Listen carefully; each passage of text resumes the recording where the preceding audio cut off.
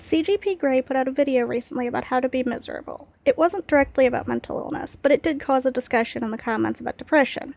Predictably, this led to people who felt the need to make claims about it not really being a condition, people just being lazy, it not requiring outside help to solve, antidepressants not actually working, etc. One person outright said that it was a self-induced way of thinking and to contact them if you're depressed. Honestly, it infuriates me seeing people try to cure random strangers they only just met. This is far from the first time I've read something from someone denying mental illness or suggesting they have a better cure than the actual professionals. There are good reasons that practicing medicine without a license is typically illegal. And while technically this may not fall under that in some ways, it is still very close. I mean, people literally say not to go to the professionals, but instead to contact them, or use some cookie-cutter technique they've read about or that helped them. I've been diagnosed with major depression, general anxiety, borderline personality disorder. Whatever you think on that last one, probably no. I also have an oddly specific phobia. My problems are very real, and nothing like that time somebody overcame fear of heights by going on top of one building. Now, I don't actually mind suggestions inherently. If I mention something I'm struggling to deal with and someone offers an idea for what they think might help, that's fine. I won't claim I don't find it annoying sometimes. I won't even claim I never snap in response.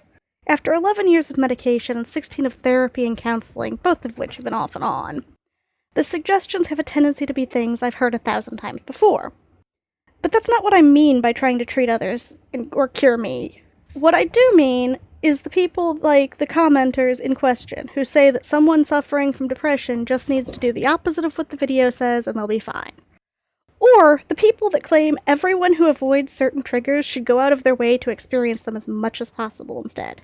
That one is basically an unguided, unsafe, extreme form of exposure therapy. If someone is avoiding something because it makes them uncomfortable, well, this would probably not be too bad.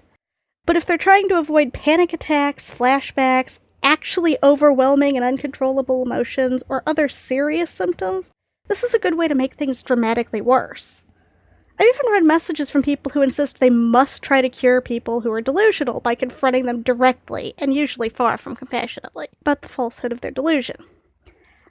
I really don't feel like I should even have to explain how all of these things are dangerous. How could anyone think this crap's okay?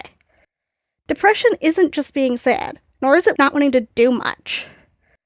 Anxiety disorders and phobias aren't your damn stage fright. And delusion isn't just misinterpreting some minor detail. Then there's a slightly less obvious form I deal with sometimes. The people who offer suggestions but just keep pushing. Now this one's partially my own fault. I'm not really sure what the best way to stop these conversations is.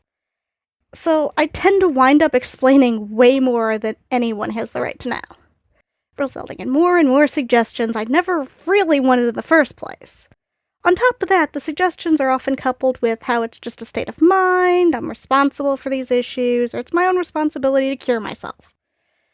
Other times, the person offering the advice doesn't actually say any of those things, but it just feels like it's implied.